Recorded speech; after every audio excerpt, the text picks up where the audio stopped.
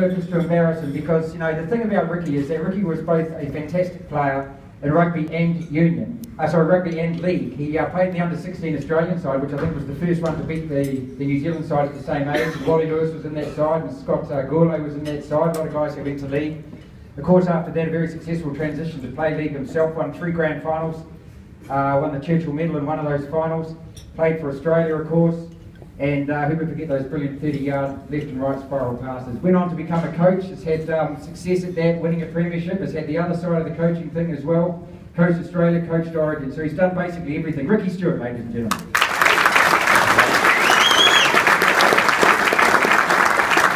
Firstly, thank you very much for the welcome. The $200 I gave the butcher has certainly worked for the introduction I just got off him. But, thank you, Butcher, for for organising this, and I brought across a jumper that myself and Terry Campuzzi have signed, which I'll give to Marty now. I give them the feel it. That's the Heritage Round jumper where we've got every Canberra Raider player on named on that jumper. There's some great Kiwi players on that I was very fortunate to play with, and who are still great mates of mine: Johnny Lomax, Quinton Tongia, Brent Todd. Sean Hoppy. We had a great association as the Canberra Raiders with a couple of different places outside Canberra. One was obviously New Zealand because of all our Kiwis that came across and played with us, and Brisbane because of the guys that Melbourne Inga brought down with him: Gary Belcher, Gary Coyne, Stevie Walters, Kevy Walters. So it's like what we've got here today, which you just spoke about a moment ago. Us as players and coaches, it's something that very similar to your job, mate. It's easy to do when you do something that you absolutely love, and you know how good a job it is when you know you do it for nothing. We're just fortunate enough that we do get paid to do it, and it's something that I treasure. It's something that I absolutely love, and you're right. I've been very much at the high in regards to the game, and been very fortunate to win grand finals as a player and coach. But I've also been at the bottom too, when you've got to try and rebuild clubs. And you're not winning. It's a very tough game. There's always tough times. There's a lot of scrutiny, but we, you never look back. You're always looking forward in regards to what you can, where you can be successful next. And again, I've enjoyed a number of tours to New Zealand.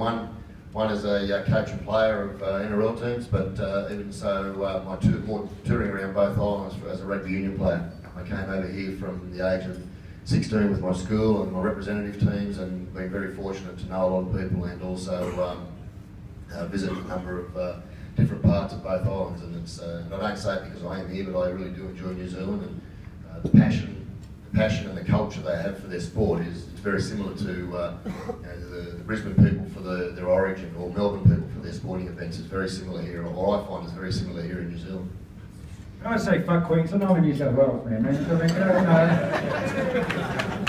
only about 4 of us actually in the whole country, Ricky. It's been a long 8-year wait. It's been a terrible wait, hasn't it?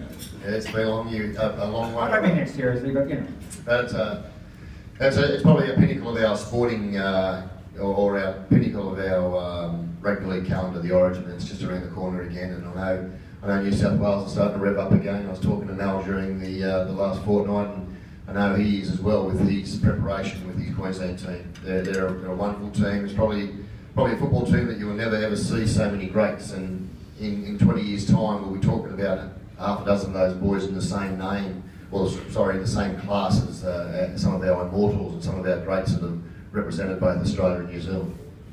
You hear that, Monty Beetham? No? Are they loud and clear? Is that you? No.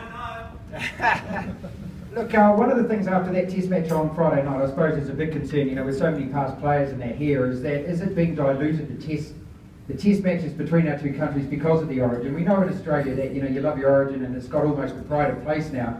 But we saw on Friday night again, that it's got to be a place for that special fixture between our two countries, doesn't it? Absolutely. I'm a big fan of international competition. I'm also a big fan of not touching what Origin has delivered over many, many years. I fully believe that as administrators, they don't need to go out and keep touching the game or keep touching processes of what concepts are working. And we do need to put a lot more emphasis on our international football, and I think we've got to pay it more respect. and I think it's something that we can't just keep looking at what generates the dollar. We've got to keep looking at what's most important to the player, and that is representing your country or representing your state. It's something that you look upon as a kid. Now, everybody that plays our game is very passionate, and they've been passionate from a young age. And I remember watching my heroes play for Australia, and that was, for me, and I think you'd be silly not to say it, if you had an international jumper there or an origin jumper there, the international jumper is more important, because you're representing Australia. You're the best in Australia, you're the best in New Zealand in your position. Origin football, personally, from a person who's been involved at both levels, coach and player, at origin level, you don't necessarily have to be the best player. You might be the toughest, you might be mentally tougher. But I've seen a number of players picked in origin football that aren't good enough to play for Australia. It's a different style of game, it's a different game of football, origin, and it completely does differ to the international jumper for mine. I just want to make sure that everyone can hear. Can everyone hear us okay? Just in case you can hear at the back and everything, everyone's okay? We've got so many questions for you, but one of the things is about the origin. Look, I've bored people with this for over the years. I saw an interview with you a few years ago, and we were just talking about it out there, that you were saying that as a coach you could actually tell when the players walked into a hotel who's an origin player and who's a test player, and you would say that some origin players will never play test football, some are good enough to play test football, but not origin. And even though it's kind of a concept, I suppose it's hard to understand, it seemed to explain it to us exactly what you're talking about, even though obviously you've never done that or never know. But I'd like you just to tell that story again. Now, from an origin point of view, look at Greg Bird or Paul Gallen. They've only just really hit the scene, the international scene. They've been in and out over the last 2 or 3 years, but they've been involved in origin, or Greg Bird's been involved in origin for a lot longer than that. Sometimes you've got to look for the toughness, the guy that, for when you're playing against 34 of your best players in the NRL outside the international players, such as your New Zealanders, for example, or your Englishmen. You've got 34 of the best people out of a number of people, and it doesn't come down to just class, it doesn't come down to just style of play. Very rarely I've seen a game plan win an origin match, where I've seen game plans win international matches, and it comes down to the brutality. Origin football is a very brutal game of footy, and I've always sort of had the recognition of origin that the best origin player plays tired. The best origin player can play well tired, fatigued, because I've never been involved in a faster, with high collision style of game, and that's what it is. It's just speed, but it's a constant speed for the 80 minutes. And I think it's a great thing for international football too, to want to get to that type of level. And I thought what New Zealand did last week in regards to, if it is their thought, their concept that they're building now for the next World Cup, or they're building for the future with these young players, well, they should stick with that. If that's what their goal is, stick with those young boys, give them experience, because the only way you win big games is by having experience in the team. And that's the goal they've made, that's the decision they've made. We'll bite the bullet, stick with those young boys, because I thought they did you very proud last week. At half time, it was at 18-12, and I thought to myself, and Australia didn't take the game lightly. There's no way you can come back and say we took that lightly. You don't take test matches lightly. I just thought that those young boys had no pressure on them. They came out there and they represented their country with a lot of pride. And I thought to me personally, I said, good on you. There's been a lot of flack and scrutiny throughout the week in regards to not picking the experienced players. And for me, I will pick a person who wants to play for the jumper before a better player. So it's desire, it's about the desire. Absolutely. I'm all about the jumper. I know my 2 years as Origin coach over the last 2 years, I knew we were in for a tough time, but I made sure I picked people that wanted to play for the jumper and play for each other. And if that's what you can build in a football team, if that's what Steve Carney could start last week, then he's on the right road. 1989 was when we first was in the Winfield Cup regularly on New Zealand screens. We used to have matches on the weekend. We had a highlights package every Monday, and of course that was that year. Having a brother lived in Sydney for 15 years, was a Balmain boy, and being a Balmain boy, I'd never been able to watch a replay of that. But and bumped into Gary Freeman last year. He hasn't watched a replay either of that game. But that grand final in particular, I've got some copies for you. that grand final in particular, and those names, Laurie Daly, Bradley Clyde, Mel Meninga, the brick with eyes yourself, it was a terrific side, wasn't it? And and launched so many careers as well. You know, I mean, it was the birth, really, I think, for a lot of us, the love of the game here in New Zealand as well, especially my generation that got to see it. Yeah, well, I think with the New Zealanders that came over to Australia, that was a great boost to rugby league in New Zealand here. You know, when it was televised on TV, all the younger boys would have seen all the Kiwi boys that were over and doing well at the first grade level, the pinnacle of what's in the eyes of a younger player today. I mean, how many younger players today just talk about wanting to be a footballer? Well, there is education. You've got to make sure. I've got my two boys, and all they want to do is play football. And I think that's a fantastic tribute to our game. And I know what it was like when I used to come to New Zealand a lot with Brent Totter at the end of the season, and we were doing some stuff here for Coach. Is that when you hit the brace around his ankle, or is that the... I wasn't his mind, really. But it was a lot of passion here for the game, and you know that's where the game's evolved and moved on now with having the Warriors here. I think it's a great challenge to keep the success. And they've had some great success early in the piece. I know we won the grand final in 2002, and that was in the balance that game. You know, it was a very, very tight game in 2002 when we just Warriors v Roosters, and I'm very, very fortunate the fact that we won it. But wow, what it would have done for rugby league here in New Zealand if the Warriors had won it. I think we've just got to keep looking at the grassroots, and we've just got to keep making sure our younger generation's coming through with the same passion and the same skill levels, and put our time back into the juniors as much as we possibly can. Ricky, Phil Holden was speaking before about the new vision for New Zealand Rugby League, and so much of it is around the character building. And I mentioned that earlier before. You've been at the very highs. You've won grand finals. You've won it as a coach. You've been at the very lows as well. How do you get up from that position? Where you're a winner, you're a champion. It doesn't work out. You get the sack, or you lose a final, or something like that. After the Rugby World Cup final. And I'm not being smart-ass about this, but the run-in with the ref and so forth. I mean, there are times in your life where you've got to look in the mirror and you think, oh my God, and how do you get back up from that point? Yeah, that was hard. That's probably the late light of my career, actually. And I actually mentioned that, Martin. No. I'd be disappointed if you didn't mention it. No, look, that was stupid, and I've been disappointed in myself ever since. And I've actually. I think I've probably grown from that as well. I don't call it passion, I don't call it I was emotional, I was just fucking stupid to go and do that. You're all guilty of that one, I think. But it's, Conrad? It's something that it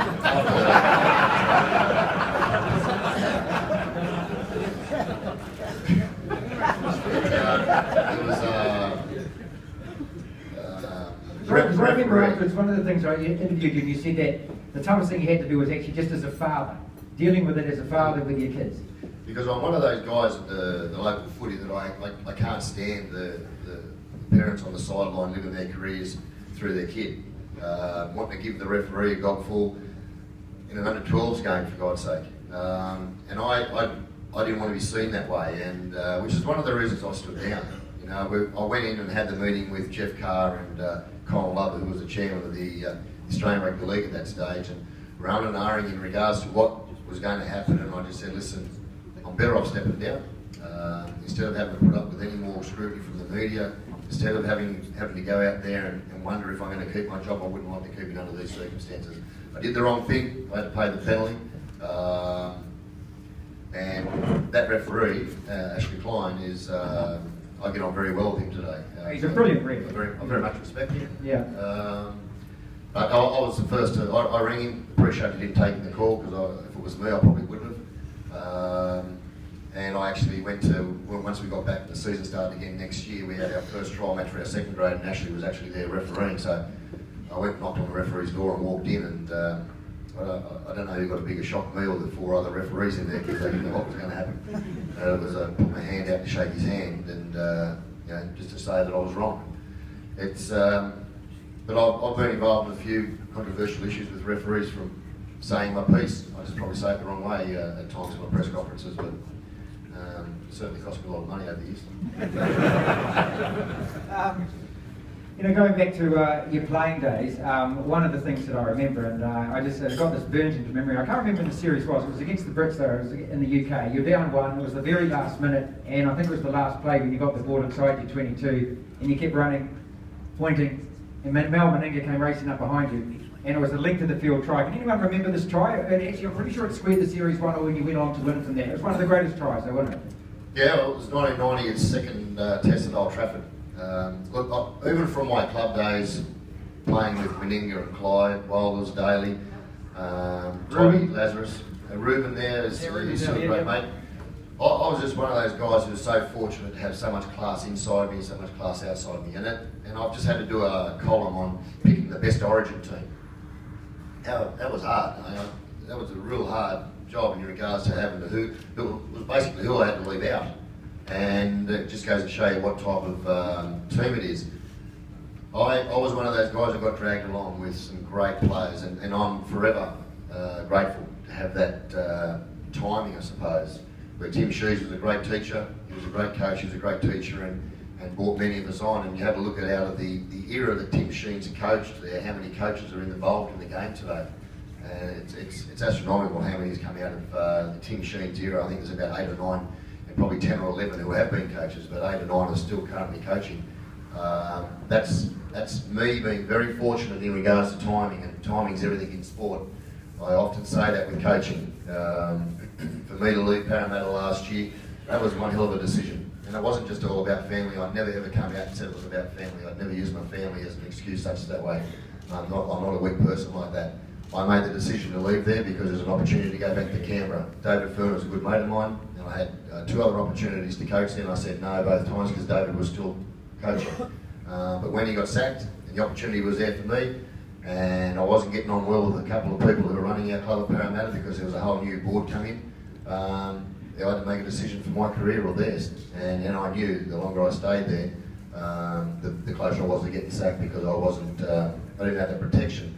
We're now on at Canberra, it's home. I've always wanted to coach my club that I played with. I didn't feel bad at all for what was happening behind my back. I didn't feel bad at all at what I did at Parramatta. Now, I actually really enjoy seeing Parramatta win, and they've got a good team today. I really enjoy seeing Parramatta win because I know I did the right thing at that joint in regards to having to make those tough decisions on those players. You're one of those boys there, Manu Mao. He's a fabulous back rower, and I think you'll see him play a number of internationals for you for many years to come. You know, you can deal with this yourself. How do you deal with it? Because it's your friends in the family who normally cop it worse, don't they? Because they kind of take all the criticism on board. I mean, you know, I suppose you have to have a reasonably thick skin when you're in the public limelight, and it's one of the privileges of our jobs, isn't it? That, you know, you are going to get a bit of scrutiny, and as much as you like the good side, you have to take the bad side as well. How do you protect? Do you consciously protect the family from it?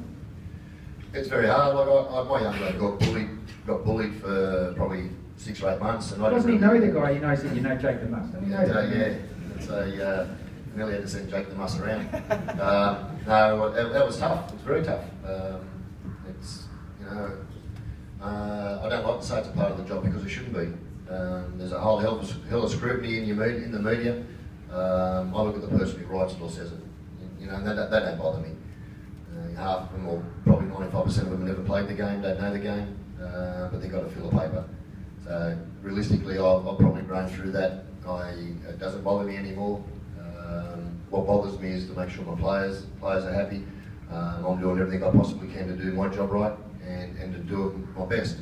And if you keep your head down and you're working hard, it's all you can do. There's nothing else you can do about it.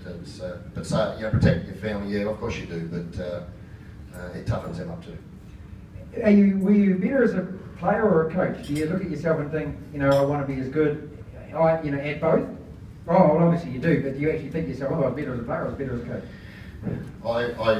I think anybody who's played and coached would always love to have probably coached before they played, just to understand what goes into the game from a coaching point of view. If you know, I'll be a much better player today if I don't coach first. But that question there, you know, I don't see myself as anything important. I don't see myself as anything special.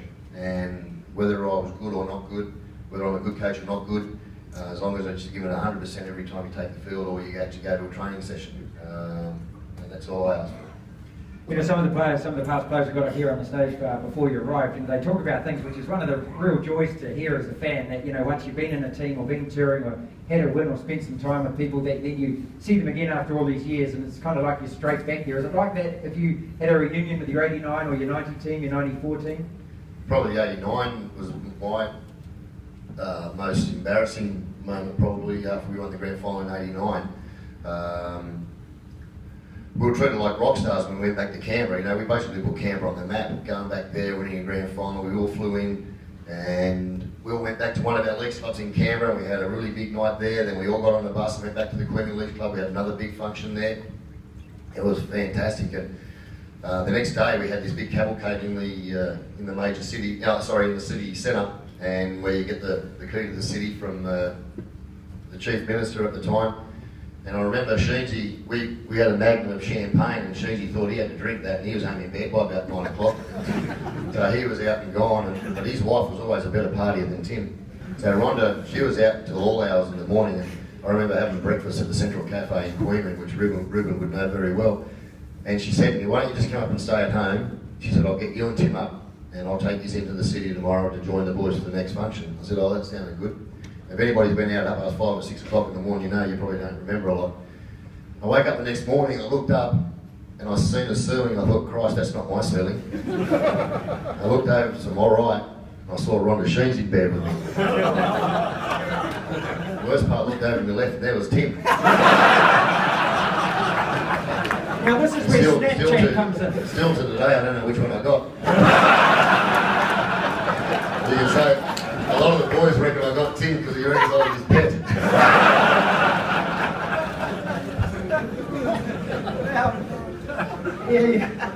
Looking at it from Australia, when you look at New Zealand, you know, as a rugby league country, we love our sport so much, and we especially love our league. We're a one-horse town here. But how essential is it for the NRL competition? Look, there's a program on 40/20 on Sunday nights on TV, and to borrow a line off that program, there's I think 112 Kiwis in the comp now, as opposed to about 14 I think Owens about 10 or 14 years ago or something. So we're a major presence, aren't we? But also just your thoughts on the Warriors and how important it is that this team succeeds, and that basically it keeps playing to a level of making finals.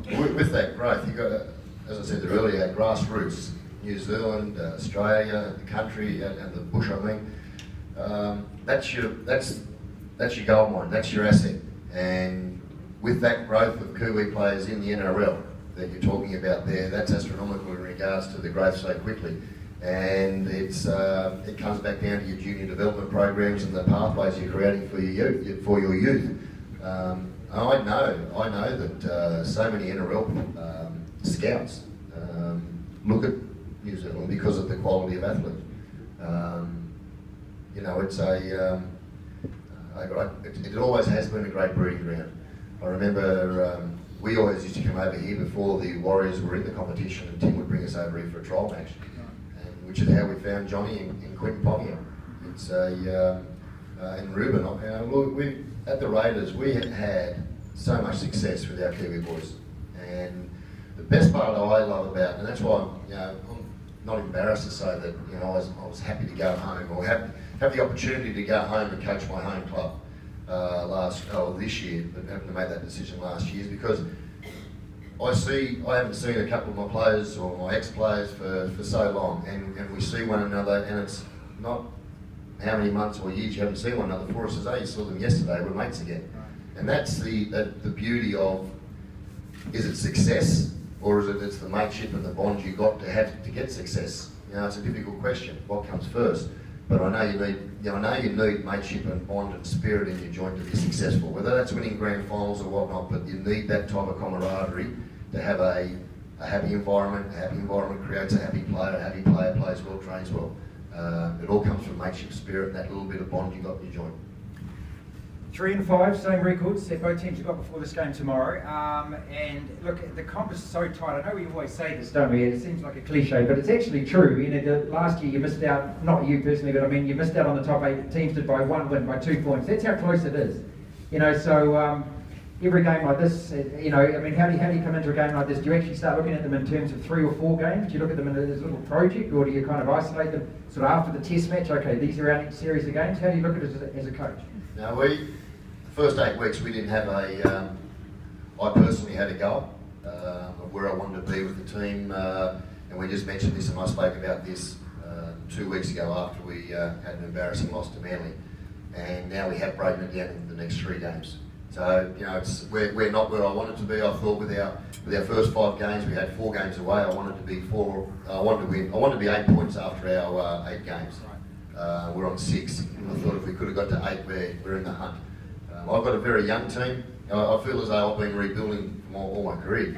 I'm very fortunate at the Roosters where I had some success and had some senior players with some youth. That's what I'm looking at today. We've got some senior players there, but we've got a lot of youth in our team. And once we throw 50 games, 70 games into these boys, they're going to become our senior players with experience. I think today you've got to play 60 to 70 games before you can say you're an established first grade player. I think in the days when I was playing, Tim Machine's always said 100 games and I think you're an established, experienced first grader. I think today it's around 60 or 70 games, and once we can punch 3 or 4 seasons into the Jack Whites and the Paul Vaughns and those types of players that I've got, that youth, we're going to have that experience. And at the moment we're learning, but we got probably 3 games that we were in the hunt for and we lost those tight games. And they're the games you've got to win if you're going to make the top 4, make the top 8. I remember in 2008, I think it was at Cronulla, when I first went there, we lost 9 games by 6 or less points. And we came 9th. The year after, we won 9 games by 6 or less points. Such a coincidence with the stat, but it just reversed, and we were equal first.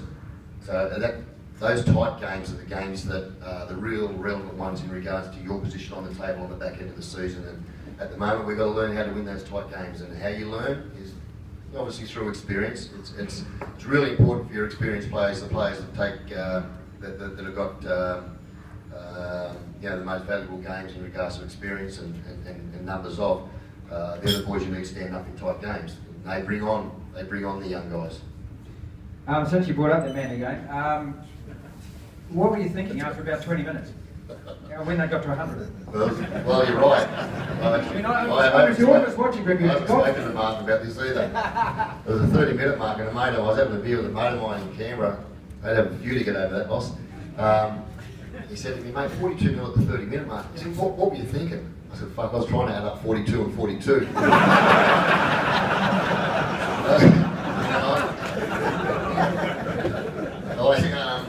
Look, I've been involved in some games where we've gone out and, as a player, you know, we've scored 2, 3, 4 quick tries.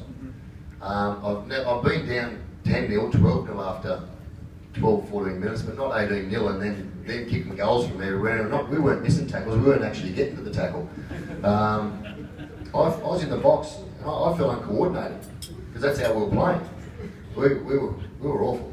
You know that the cameras are on you. You are aware the cameras are constantly on you in that box, aren't you?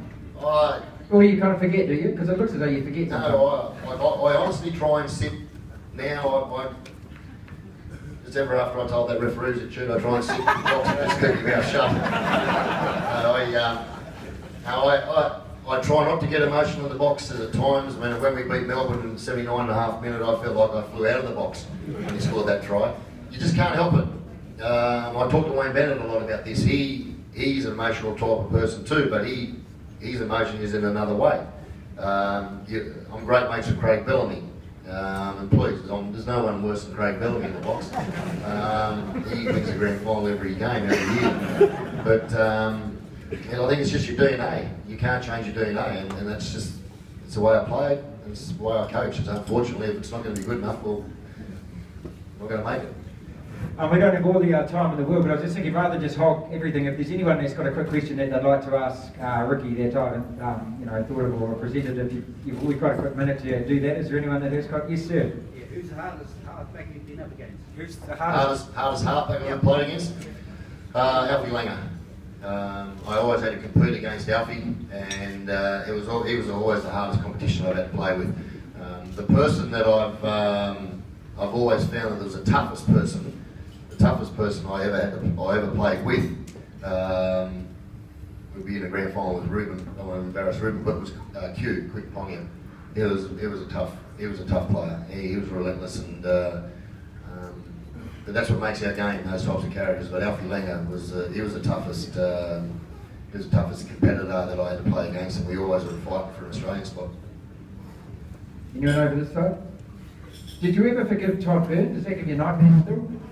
Oh yeah, poor old man. No. I looked at it on the YouTube the other day, I still can't believe it. Neither can I. Anyone over there got something they'd like to ask? How long did you play rugby for? How long did you play rugby for, Rick?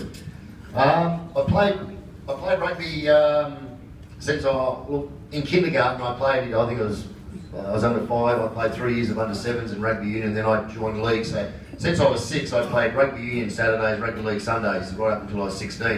And then I was going to a rugby union school, and I was actually playing. It was SG Ball those days, the under 16s, and I was 1982, and that was my last year of league until '88 because the school basically said to me, it's either rugby league or rugby union, you've got to make a decision. And then I wasn't allowed to leave school year 10. The old man wouldn't let me because he didn't want me to go out and work hard like him, and I was happy to leave. I wanted to leave, and continue my league. But I decided to stay. I did year 10, year 12, 11. I did 11 and 12, and I actually ended up doing year 13. I still remember that my headmaster, he's a very intimidating person, still is today. And my deputy headmaster was our assistant coach. The headmaster was the coach of the first 15. We just won the Waratah Shield, which is the all schools competition in New South Wales. And I'd just come back from a tour to New Zealand with the Australian schoolboys. I came back, went to school for our last term, and my assistant coach company said, mate, have you thought about doing year 13 for next year? He said, the international tour next year is the one we spoke about earlier, with the European tour. I said, no. I said, no way in the world. I said, I was leaving year 10. I said, I don't want to do year 13. And he said, well, Brother Wallace, you should talk to Brother Wallace about it. I said, no, because I knew if I got in there, he'd talk me into it. Anyhow, next time, that afternoon over the school announcement, came to Ricky Stuart, please come to the headmaster's office. I thought, shit, I've done nothing wrong. So I thought I knocked that on the head. And I walked in and Brother Wallace said, oh, it's good to see you, sit down. He said, I hear you want to repeat year 12. I said, no, I said, not at all.